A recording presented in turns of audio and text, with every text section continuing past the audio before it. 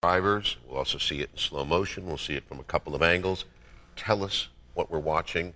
Tell us if there's anything that he does that mere mortals can try to do for themselves.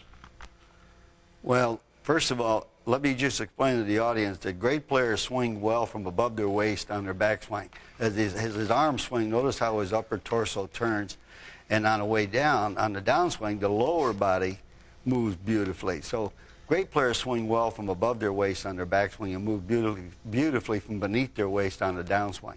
And he correlates and synchronizes that. Now, he was looking down the fairway to decide where his ball is going. Notice the width of his stance to support the amount of force that he needs to generate from his upper body and support it with his lower body. And his arm swing is probably the fastest arm swing in the game today. His arms move so fast around and up and down, around and up, that he doesn't have to force his wrists and hands to work that hard because they're the weakest link. And he supports that by a good right knee controlled action on his backswing. His setup is good. Watch and see when he swings back, his head will move slightly to the right and then turn because his club head is moving sideways to start on the line of play.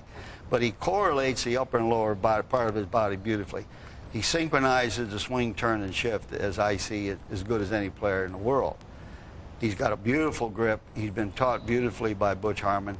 He winds that arm up in the shoulders, and then he shifts the lower body and lets the upper body respond. Now, here's a good view here. Notice the width of his stance, which supports the amount of lower body drive he needs. Now, when he starts back, he will keep the club on the line of play, and then the head moves slightly to the right, and then it stops and starts turning as the club moves to the side of his body. You can see the beautiful width of the left arm and the extension of the shaft right in line with the line of play. In other words, he's parallel to the line.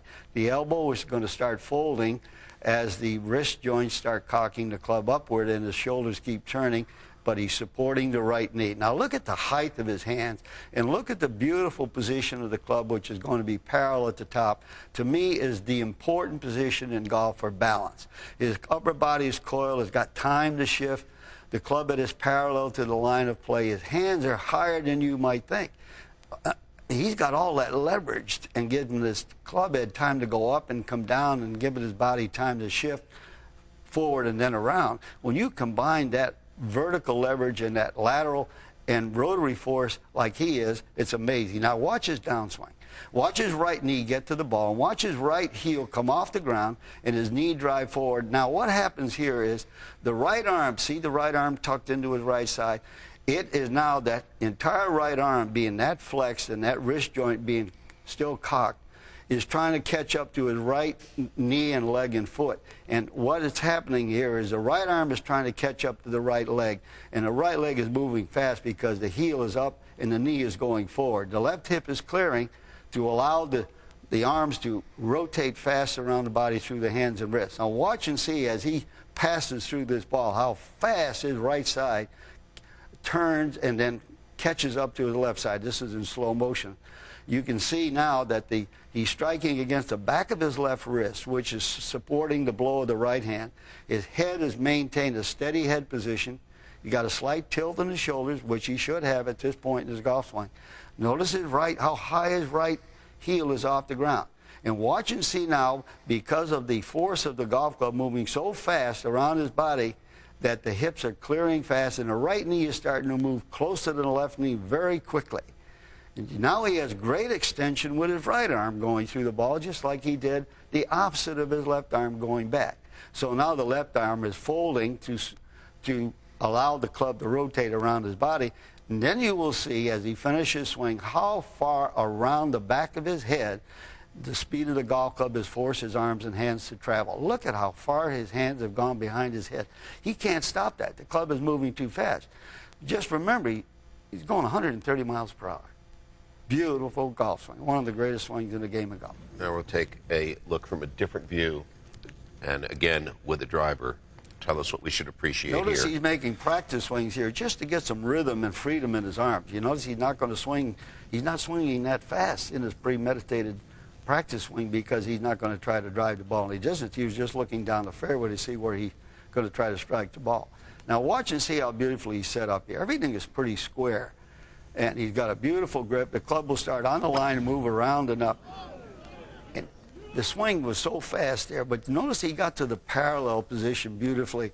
And watch and see as he gets to the parallel position and his lower body starts to move, that it forces the angle of the left arm to move slightly inward, and he keeps the club in beautiful plane.